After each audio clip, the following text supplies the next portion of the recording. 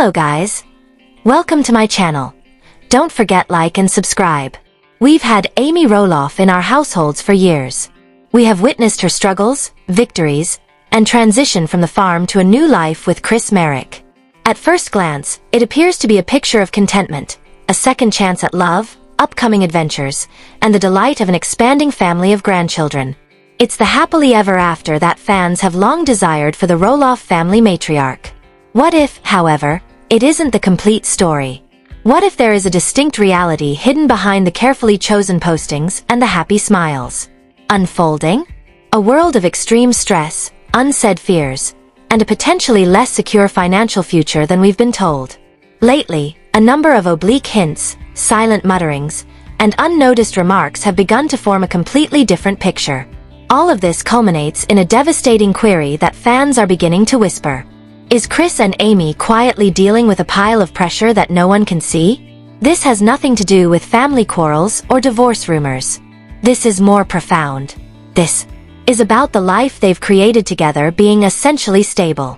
Do us a great favor before we dissect the evidence piece by piece and unravel the layers of this intricate and evolving story. Click the like button immediately if you're a devoted follower of LPBW and want to keep up with all the theories, in-depth discussions, and unique analysis. Additionally, if you haven't already, be sure to hit the notification bell and subscribe to LPBW Update.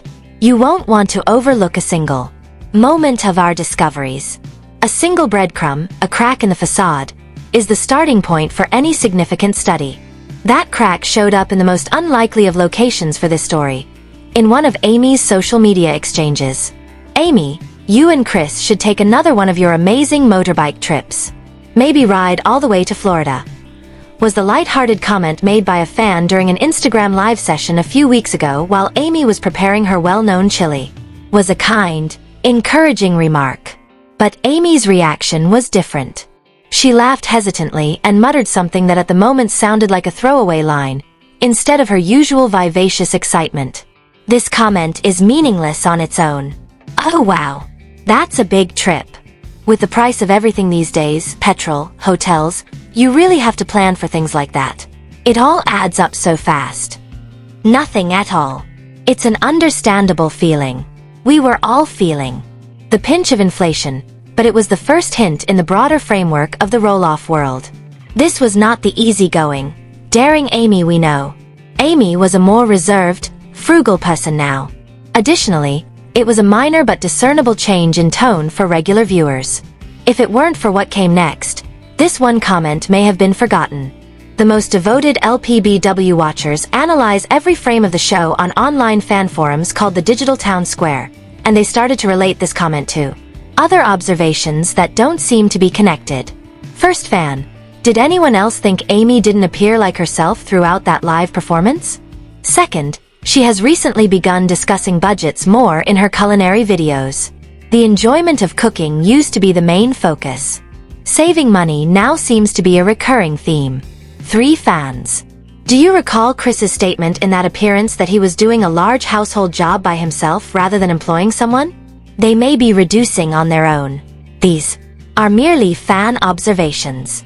However, when combined, they create the basis of a hypothesis. A hypothesis that Amy and Chris may not really live the carefree financial lifestyle we typically associate with reality TV stars. Why was the next question? Why is budgeting suddenly so important? Why the tone of caution? Is this an indication of a much larger underlying issue, or is it just prudent financial planning? We must go past Amy and consider her husband, Marek, in order to get the whole picture. Chris's initial arrival to the LPBW universe, a prosperous, self-employed real estate agent, he was a welcome change. He appeared completely unaffected by the Roloff family drama and the glare of the reality TV cameras, and he remained steady and composed. He was Amy's pillar of support. However, some viewers have also noted a shift in Chris in recent seasons and social media appearances. The casual, always laid-back manner appears tense. Let's examine this. Chris retired from his full-time real estate profession. As everyone knows, there was a significant plot point. He was prepared to welcome a new phase of his life, one that would involve hobbies, travel, and spending time with Amy. It was meant to be his heyday of leisure. But what have we witnessed? Chris is always occupied. He is doing large-scale home remodeling initiatives. He frequently appears in the backdrop of Amy's videos doing garden work, deck repairs, and house maintenance. These are not little pastimes for the weekend. These tasks require a great deal of work. The widely held belief is that Chris is merely a hands-on man who likes to keep active, and that may be the case, but the other theory, the one that is gaining popularity among viewers, suggests a different motivation. "I figure I can do it myself and save us a ton of money." Chris stated on television, "Yeah, this is a bigger job than I thought, but you know, you get a quote from a contractor and it's astronomical." Repeat those words. Save a ton of money for us. It seems like a useful remark, but might it be more? Is Chris, a man who made enough money to retire early, is now under pressure to do manual labor in order to save money? Is the reality of unforeseen financial obligations replacing the ideal of a carefree retirement? Consider the timetable. Chris moved in with Amy after selling his house. Together, they purchased their new home. This required a significant cash outlay. Then we add in property taxes, the cost of maintaining a big house, and the way of life they've grown used to. In addition, keep in mind that Chris's lucrative real estate paycheck is no longer coming in. His source of income has changed significantly. According to the hypothesis, their new life together may prove to be significantly more difficult financially than either of them had imagined. Chris's never-ending pursuits might be more than a pastime. They might be a crucial, non-negotiable component of their strategy for surviving financially. Saving money is more than simply a pastime for him. He has no choice except to save money. This places a great deal of unsaid strain on a man who should have been having fun in retirement. We must go back to the most significant event in LPBW history, the sale of Roloff Farms, in order to fully understand the possible financial strains Amy and Chris may be under. Roloff Farms was more than just Amy's home for many years. It was a company. One of the main sources of revenue was the pumpkin season.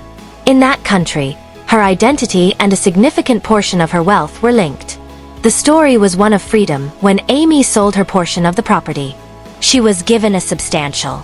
She started a new life and purchased a new home with the hundreds of thousands of dollars she received as a payment. It appears to be a straightforward and successful transaction on paper. Was it, though? Let's investigate further. The emotional toll comes first. 4 years, Amy battled to maintain her share of the property. Selling was a agonizing decision. Psychologists and financial professionals will tell you that important life decisions made under emotional pressure can have unintended repercussions. Did Amy want to move on and get away from the argument with Matt, sell for less than what she could have sold for? Public documents show that she received little over $975,000 from Matt Roloff for her share. Although it seems like a huge sum of money, think about what an outside developer may be willing to pay for that site given its established business and television reputation. According to several real estate analysts, the actual market value might have been far greater. Let's go with the flow now. After capital gains taxes, that dividend would be substantially diminished. She subsequently invested the remaining funds in her new house with Chris. It was more than simply extra cash. Her nest egg was promptly transferred to a new non-income producing asset. This is the theory's central idea. Amy essentially exchanged a farm business, which generated an annual income, for a personal home, which just costs money. A significant component of her financial freedom was lost. These days, her main sources of revenue are her TLC salary, her social media promotions, her cookbooks, as well as her public engagements. That revenue is significant, but it is not as steady. It is possible to cancel reality TV programs. Wayne can be influenced by social media. Could it be that Amy is now feeling some kind of financial regret? A recognition that her perceived level of security from the farm sale was not as strong as she had assumed. This has a cascading impact. Amy's marriage and Chris are always under threat if she is experiencing financial instability. It might clarify the financial planning, the guarded remarks, as well as the impression that they are closely monitoring every dollar. It was more than just a chapter ending with the farm sale. It might have marked the start of a brand new set of covert financial concerns. This leads us to the puzzle's most delicate and possibly most important piece. Health is the one factor that has the power to upend even the most meticulously planned financial future. To be clear, no precise diagnosis is being reported. We're not medical professionals. This is being examined from a strictly economical and logistical viewpoint grounded in the Roloff family's well-known circumstances. Amy has chondroplasia, which is a type of dwarfism. She has been really candid about the physical difficulties this poses throughout the episode. Pre-existing conditions can sometimes result in more frequent medical visits, increased maintenance needs, and occasionally unanticipated operations or treatments as people age. These are just life's realities. The cost of the American healthcare system is well known. Despite, even with great insurance, the out-of-pocket expenses for continued physical therapy, specialized care, or adaptive equipment can be extremely high. The long-term physical effects of Amy's decades of arduous labor on the farm have long been the subject of conjecture among fans. Could it be that as she approaches her 60s, she is dealing with a new set of health-related costs that weren't anticipated in her initial budget? The need for more regular trips to the specialist, or prospective joint problems that could eventually necessitate expensive procedures. We're not implying that Amy is ill. She actually seems lively and active. However, preventive care for a chronic illness is expensive. And as people age, those expenses usually only go up. Let's think about Chris now. Although he is in his 60s, he has always been presented as the epitome of health, an active man who enjoys riding his motorbike and skiing. Anyone in that age range has to face the fact that their health becomes a bigger priority. Something unexpected may be discovered during a routine checkup. A young person. Injury may develop into a serious problem. This is not a belief that one of them is secretly suffering from a horrible disease. It's far more nuanced and relatable in many respects. According to the argument, their new financial reality has clashed with the typical age-related rise in maintenance and healthcare expenses. A scenario in which Amy's income is less varied than it was before Chris retires. Anew for Amy's physical therapy sessions, these are the types of everyday costs that can unexpectedly increase an annual budget by tens of thousands of dollars. That can be the difference between a financially anxious retirement and a comfortable one for a couple with a more fixed income. Everything else we've been seeing might be explained by the silent, unseen pressure. Now that we have presented all of this data, we must act as respectable analysts would. The other side must be taken into account. Could this whole hypothesis of hidden stresses, financial distress, and secret? Is anxiety entirely incorrect? Of course. Let's examine the data supporting Amy and Chris's happiness, stability, and financial security. First, the way they live. Their holidays are fantastic. We've seen them visiting relatives, going on motorbike excursions, and on cruises. This isn't what a couple on the verge of financial ruin would do. Their house comes in second. They reside in a great neighborhood in a gorgeous home with all the amenities. They love entertaining friends and family and are obviously proud of it. This does not indicate struggle. Amy's own words come in third. There are 10 entries about her happy life, her love for Chris, and her excitement about the future for every budgeting comment. From her web presence to her cookbook, her business endeavors seem to be flourishing. What is the other explanation for all of the things we have spoken about, then? It's only common sense. Perhaps Amy's remark regarding the expense of a trip wasn't an appeal for assistance, but rather the insight of a lady who has earned her money and is aware of its worth. Perhaps Chris's never-ending home improvement initiatives are the result of true enthusiasm rather than need. He may have had more time to indulge his passion for workmanship after retiring from real estate. His remarks regarding cost savings may simply be the pragmatic fulfillment of a job well done, which many homeowners can identify with. It's also possible that the financial talks about the farm sale are simply that, talks. Amy made a choice, received her money, and prudently used it to purchase a house she adores.